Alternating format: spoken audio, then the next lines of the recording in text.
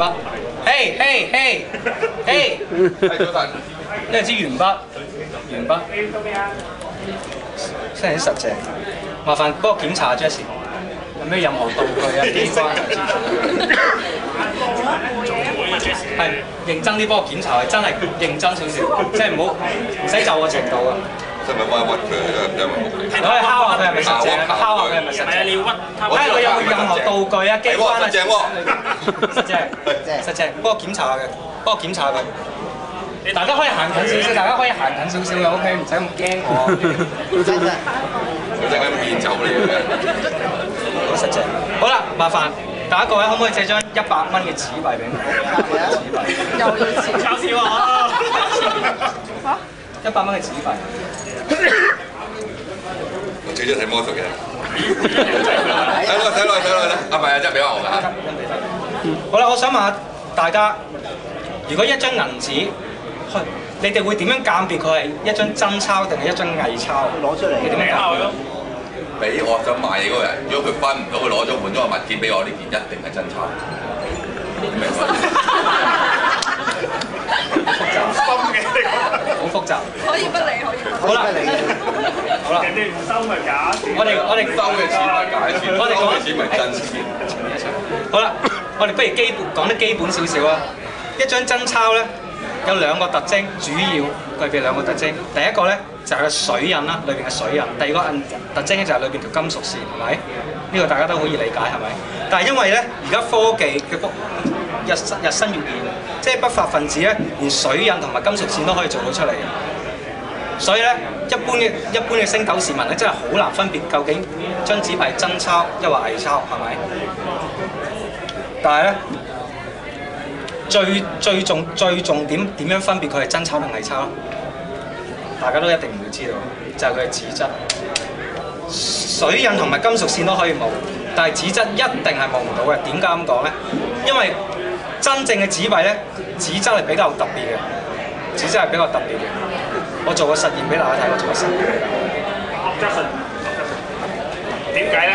因為大陸依家啦，有啲不法分子咧，佢係用一啲細銀碼嘅人仔將佢攪碎，然後就用呢啲紙咧整真錯啦，整假鈔嘅紙質。咁如果真鈔嘅銀紙攪碎咗咧，佢嘅紙質一定有損耗嘅，一定有損耗過嘅。損耗過咧，質量一定唔係100%，損耗過嘅一定唔係100%。OK， 你個理論係成立，但係達到80%相似，但係唔係100%真鈔，係咪？始終都係假嘅銀紙。好啦，我而家會做個實驗，點樣分別佢係真鈔定係假鈔？只要用一支鉛筆就可以做得到，一支鉛筆就可以做得到。好啦。啊！你唔好再換張假鈔俾我。使唔使再檢查？唔係你唔好換，呢張梗係我，梗係真㗎啦。認翻個 number 先。好，睇住點樣用支鉛筆可以鑑別佢係真係真鈔定係偽鈔咧？首先，將張銀紙大個對折，然後將支筆擺喺銀紙嘅中間位置。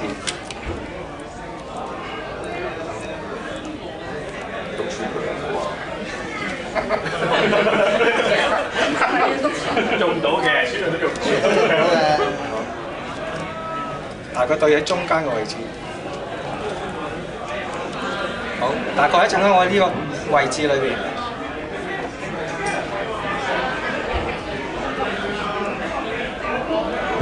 好啦，各位，呢個魔術我做過10次曾經，但我8次都失敗，有8次嘅失敗。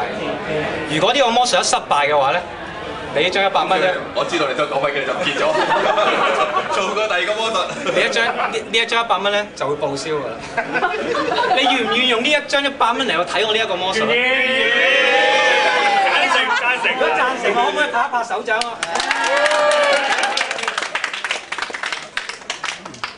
老天，你人性嘅醜惡。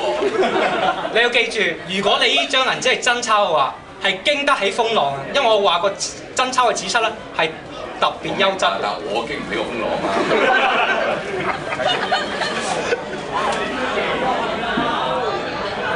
天啊！睇先，可能冇爛嘅，棒球機。好啦，重點嚟啦！吉穿咗之後嘛，最重點、最考功夫就係拎翻出嚟嗰下。如果拎翻出嚟嗰下咧，一失手咧，你成張銀紙就報銷。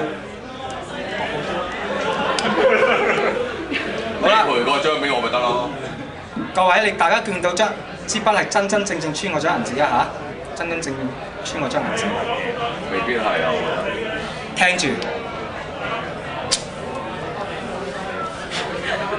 如果係一張真正嘅銀紙咧，佢紙質比較優良，所以佢絕對唔會咁容易拮穿嘅。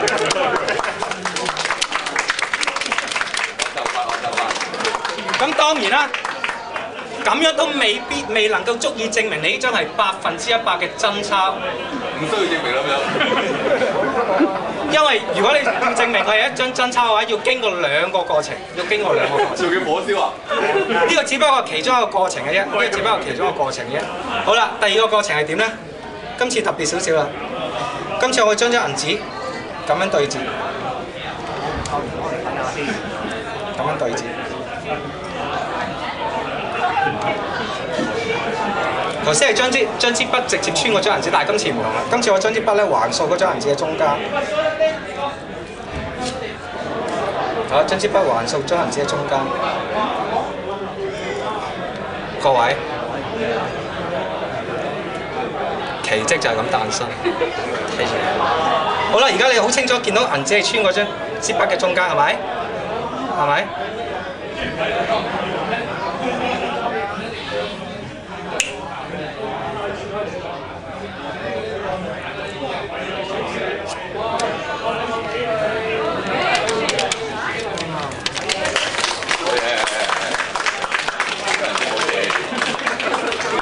多謝。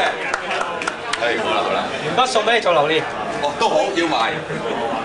今次有賺，今次有賺。